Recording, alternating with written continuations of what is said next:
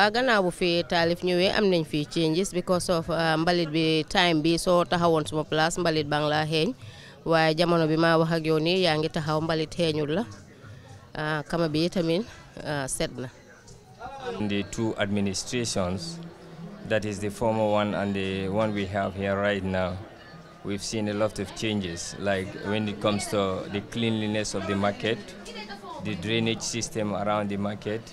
and the water system in the market. Because in those days, even to have a place to go to toilet is a problem, but right now we have a toilet that is very clean, and at the same time there is a borehole operating there. waaye li ma naxari moom man dama ko dee jooy depuis bala ñoom taalif di ñëw sax jooy nañ ko KMC jooy nañ ko Minister of Trade jooy nañ ko Interior jooy nañ ko local government mun naa wax ne daal fooy bépp banxaas bu nekk ci nguur gi di yëngatu suñ leeta eega na fa. Bensoda ay nafaale ngala nafaajel katu jiko men ko ya tambulu jang Bensoda e bo holo sinjande wo jiko soniya andon sungule mini fanan kana marseto jang wo fana ay paral samana ne kamar sekand anata camera samana marse kono e ka wo fana camera fil marse kono so gene ñu ngi bale amna suba amna ngoon amna night fumne bale bi mom continuous la legi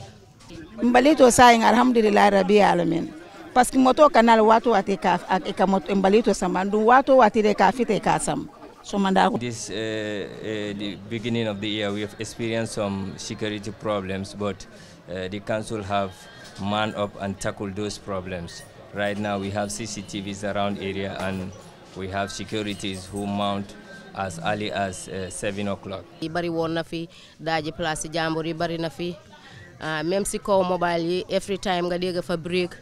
am na ñoo xam ne ñi 200 and something thousand ñi ay 700 ñu bari yaaxule nañ fa yaaxule goo xam ne ba tey amaguñ benn compensate. Like when it is you want to go even for prayers, right now we have even seen people were fighting there since yesterday because of the roads are blocked. You know, even to have access to pass is a problem. So I think the council should do something about that to clear these people from the road and let them go inside the market and sell inside the market than, you know, blocking the road for